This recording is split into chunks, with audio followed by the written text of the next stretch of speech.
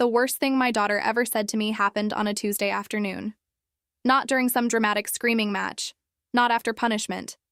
Not even during one of our usual arguments about curfews or responsibility. It happened quietly, coldly, like she had rehearsed it inside her mind long before finally saying it out loud. I wish you were never my mother. Those 7 words changed something inside me permanently.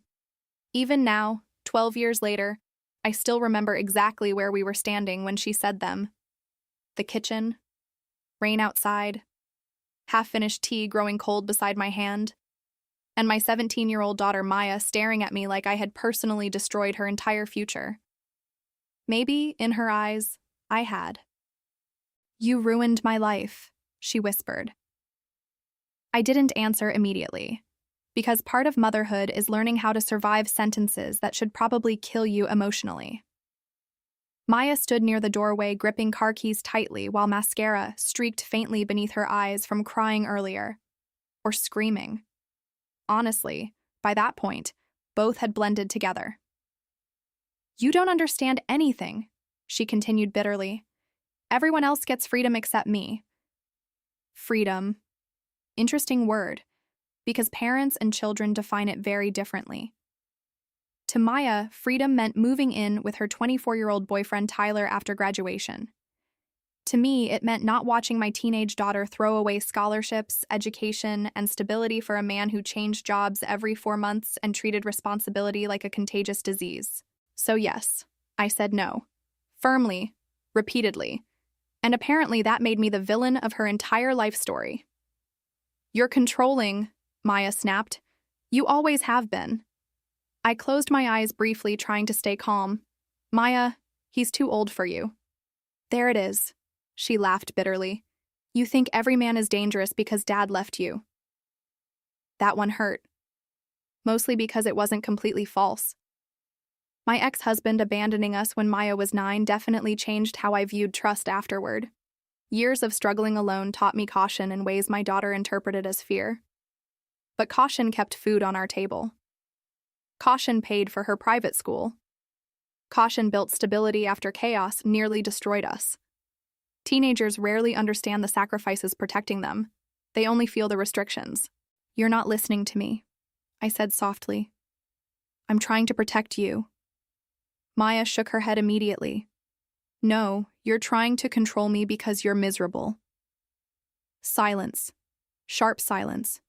Because deep down, I think she knew that sentence crossed a line. But anger makes people cruel sometimes, especially young people convinced love should never limit them. Then came the final blow. If I stay here, Maya whispered, I'll end up just like you. That sentence hollowed me out completely. Not because my life was perfect. It wasn't. I worked double shifts for years after my divorce, sacrificed relationships, missed sleep, missed opportunities, built survival instead of dreams. But everything I became for her. And somehow my daughter looked at that sacrifice like failure. I swallowed hard against tears threatening my voice. What happens when Tyler leaves? Maya laughed once under her breath. He won't. God. Young love always sounds immortal right before reality arrives. She grabbed her suitcase from beside the stairs then, and suddenly panic flooded my chest. Maya! She looked at me one final time, eyes full of anger, resentment, youthful certainty. Then she said the sentence I would replay in my head for years afterward. One day you'll realize you lost your daughter because you needed to be right. And then she walked out the front door. The house felt wrong after Maya left. Too quiet, too clean. Like life itself had suddenly stepped outside and forgotten to come back. For the first few hours, I kept expecting the front door to open again. Teenagers leave dramatically all the time, right? They cool down. They return hungry. They apologize halfway. At least that's what I told myself while sitting alone at the kitchen table staring at the cold tea she never finished. But midnight came. Then 2 a.m. Then sunrise. And Maya never came home. I called her phone 14 times, straight to voicemail. I texted, please just tell me you're safe. No answer. By the second day, Panic replaced anger completely. I drove past Tyler's apartment twice before finally forcing myself to knock on the door. He answered shirtless, annoyed, and far too comfortable for someone helping a 17-year-old destroy her future. "Maya doesn't want to talk right now," he said casually. I tried looking past him into the apartment. "Maya?" Her voice called faintly from somewhere inside. "Tell her to leave." That hurt more than I expected, because suddenly this wasn't rebellion anymore.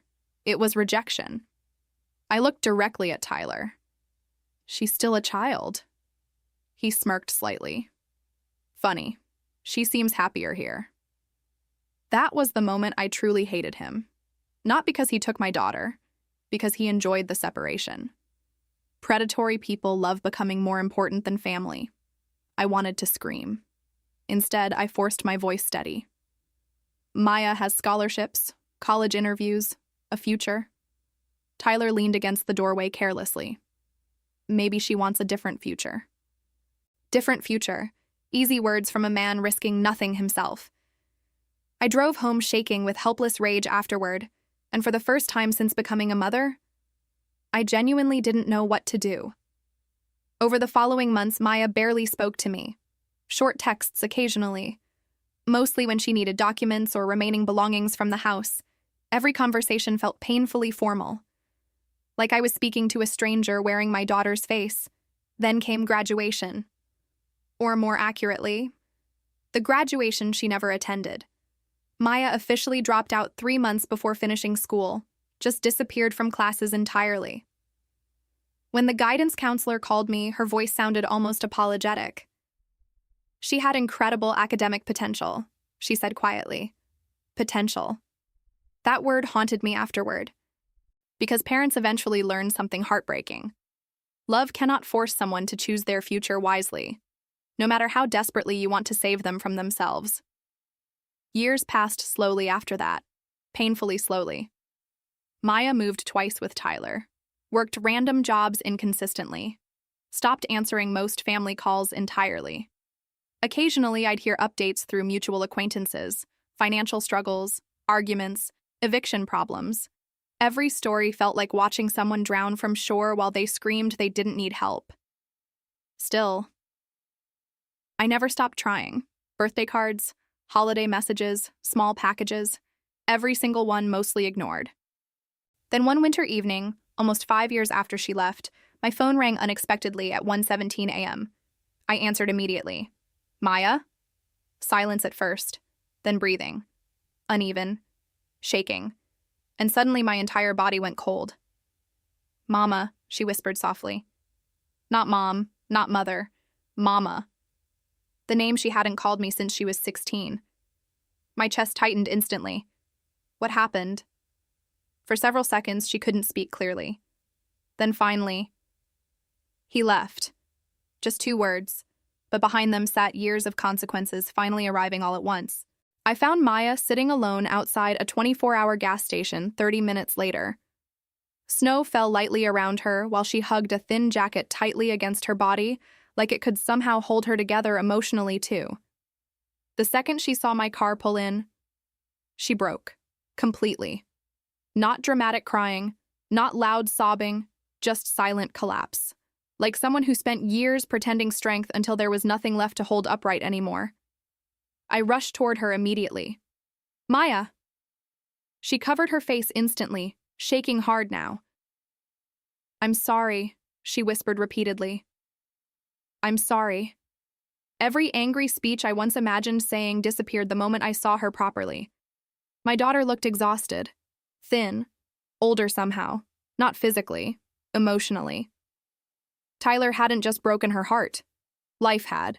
I wrapped my arms around her carefully while freezing wind moved around us. "It's okay," I whispered automatically. Even though it wasn't okay. Not really. But motherhood does strange things to pain. Sometimes love arrives before forgiveness fully catches up. Maya cried harder against my shoulder. "He took everything." Those words immediately sharpened something protective inside me. "What do you mean?" She pulled back slowly, wiping tears across swollen eyes. He left 3 weeks ago, she admitted shakily. Said he needed space. Her voice cracked. Then today, I found out he emptied our account and left with someone from work. My stomach twisted violently. Of course he did. Men like Tyler rarely destroy lives all at once. They do it slowly, in layers. First isolation, then dependence, then abandonment. Exactly what I feared 12 years earlier. I looked at my daughter carefully now. The same girl who once accused me of ruining her future sat trembling in front of me because the future she chose collapsed exactly the way I warned her it would. And somehow, I felt no satisfaction at all. Only grief. I guided Maya into the car quietly and turned the heat higher while she stared blankly through the windshield.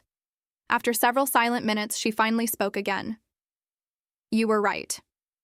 God. I never realized those 3 words could sound so heartbreaking. Because parents don't actually want to be right about disaster. We pray constantly to be wrong.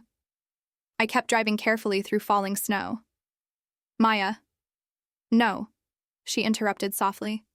Please let me say it. Her hands shook slightly in her lap. You tried to protect me, she whispered, and I hated you for it. Tears filled her eyes again. I thought love meant choosing someone no matter what. She laughed bitterly through tears. I thought you were just bitter because Dad left. That wound still existed between us quietly after all these years. I swallowed hard. I never wanted you afraid of love. But you wanted me careful. Yes. Silence again. Then Maya whispered something so quietly I almost missed it. He hit me once. My entire body went cold instantly. What? She stared down at her hands. Last year. Her voice sounded distant now. He apologized after. Said stress caused it. Rage moved through me so sharply it hurt physically. Not because I was surprised, because I wasn't. Predatory men rarely reveal their worst behavior immediately. They build emotional cages first. Maya... I know, she interrupted painfully. I know what you're thinking. No, she didn't. Because what I was actually thinking was far worse. I was imagining every moment my daughter suffered silently while believing she couldn't come home after the things she said to me, and that realization nearly destroyed me. We pulled into my driveway shortly afterward, the same house she stormed out of years earlier, believing freedom waited outside it. Maya stared at the front door for several long seconds without moving, then finally asked the question that broke my heart completely. Am I still welcome here? I turned off the engine slowly and looked directly at my daughter. Maya, I whispered, this is still your home. The moment those words left my mouth, she started crying again.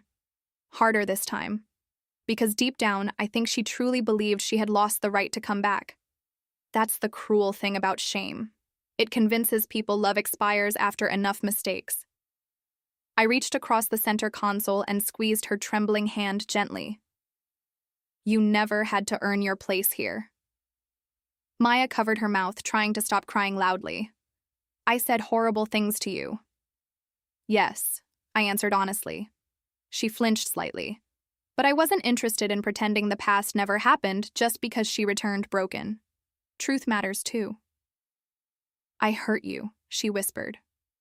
You did. Silence settled between us briefly. Then I added softly, but hurt and love can exist together sometimes. That finally shattered whatever emotional control she had left. I brought her inside carefully afterward while memories hit me from every corner of the house. The staircase where she once sat doing homework, the kitchen where we argued, the living room where she used to fall asleep during movies as a little girl. Time collapsed strangely around us both. I showed her the guest room first. Not because she wasn't welcome in her old room. Because I secretly kept her bedroom untouched all these years. Some part of me couldn't let it go completely. Maya noticed immediately when we passed the closed door upstairs. You kept it? I nodded once. Her eyes filled again. You really thought I'd come back someday? The truth? Every single day. But hope becomes embarrassing after enough silence. So instead I answered quietly, I never stopped being your mother. That night, neither of us slept much. Around 3 a.m., I found Maya sitting alone in the kitchen wrapped in one of my old sweaters staring into darkness. She looked smaller somehow, not physically, emotionally stripped down after years of survival mode. I sat beside her silently for a while before speaking. "Tell me the truth," I said gently. "How bad was it?" Maya stared down at her coffee cup for several seconds. Then finally, "Worse than I admitted." And slowly, painfully, the full story came out. Tyler isolated her from friends first, then school, then work opportunities he considered threatening. Every dream she once had became inconvenient to him eventually. College applications disappeared mysteriously, arguments became constant, money became control. And over time, Maya started shrinking herself emotionally, just to avoid conflict. Exactly like I once did with her father. That realization hurt in ways I can't fully explain, because suddenly I understood something terrifying. Children don't always repeat our words. Sometimes they repeat our wounds. "I thought if I loved him enough, he'd become better," Maya whispered. I closed my eyes briefly. God, I knew that sentence too well. Then she looked at me carefully.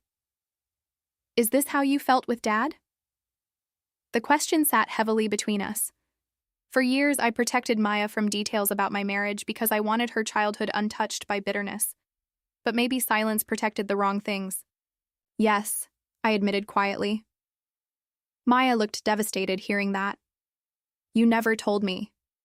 I didn't want you carrying my pain." She laughed softly through tears. "I carried it anyway." Silence. Deep silence.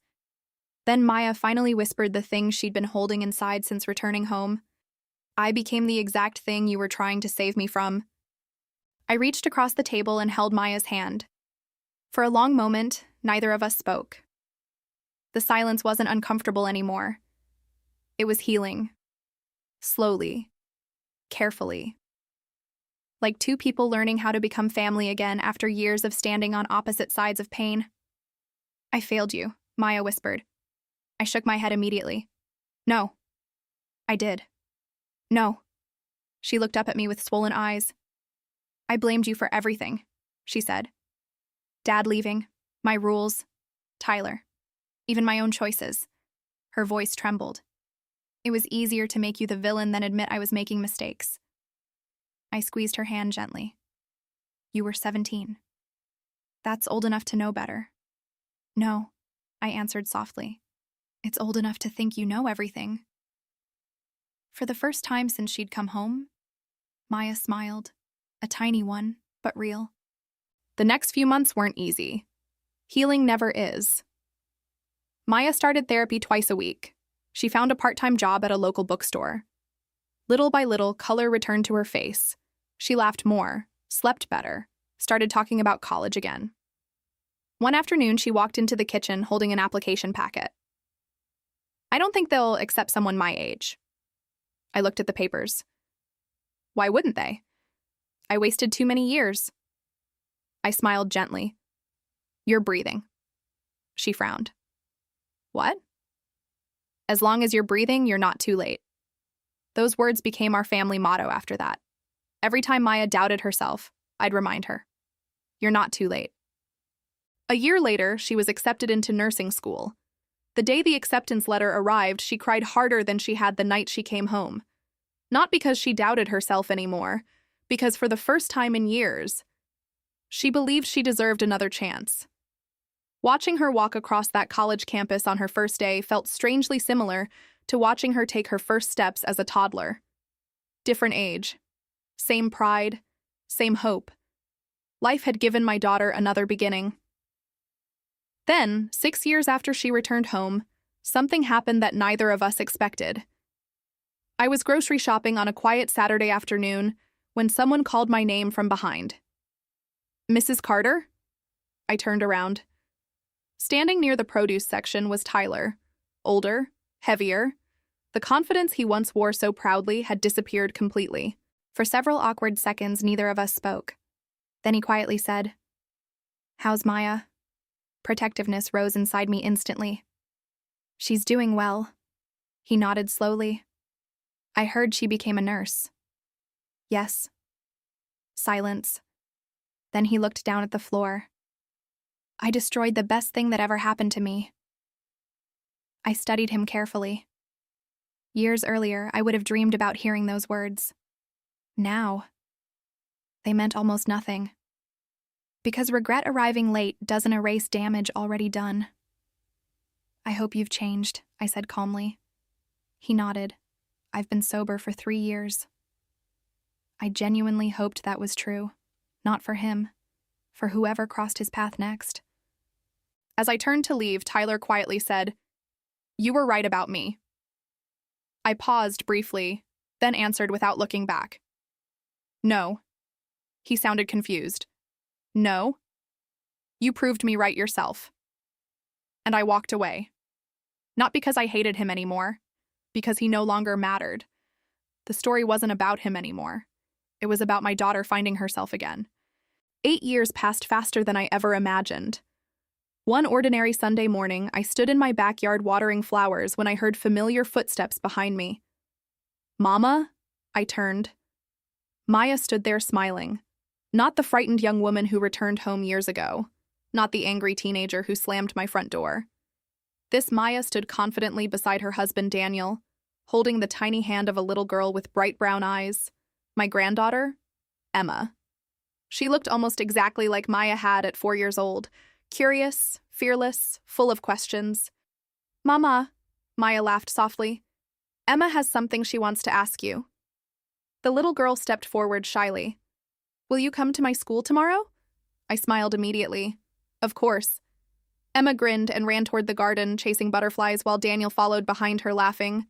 I watched them quietly. Healthy love looked so different. No fear, no control, no walking on eggshells, just kindness. Maya noticed where my eyes were.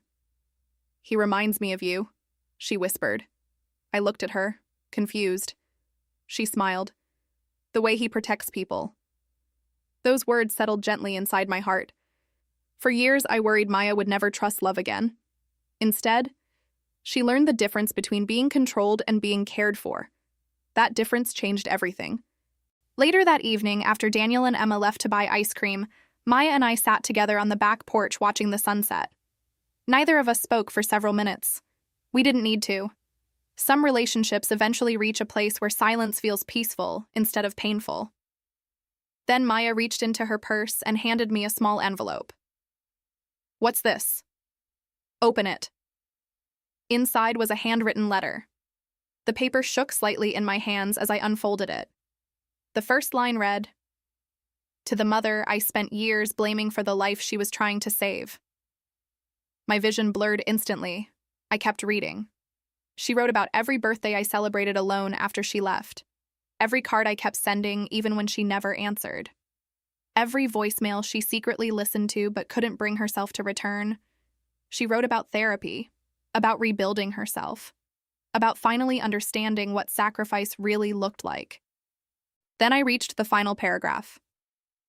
When I was 17, I said, "You ruined my life." The truth is, you saved it. I just wasn't mature enough to understand it yet. By then, tears were already falling onto the paper. I looked up. Maya was crying too. "I've wanted to say that for years," she whispered. "You don't have to." "Yes," she said softly. "I do." She moved closer and took my hands. "I blamed you because loving Tyler felt easier than admitting I was wrong." I nodded quietly. "I know." She smiled through tears. "No, you forgave me before I deserved it." I thought about those words carefully, then shook my head. You never had to deserve being loved. That sentence seemed to free something inside her completely. She wrapped her arms around me tightly, the same way she used to when she was 5 years old after nightmares. Only this time, we were both healing from different ones. As the sun disappeared beyond the trees, I realized something beautiful. Parents spend years believing they must always have the right answers, but maybe our real purpose is much simpler. To keep the door open, to keep loving, to keep hoping, even when our children walk away. Because sometimes, the greatest victory isn't hearing, "You were right." It's hearing, "Thank you for never giving up on me." And in that quiet moment, holding my daughter close once again, I finally understood. Love doesn't always prevent heartbreak, but real love always leaves the light on for someone finding their way home.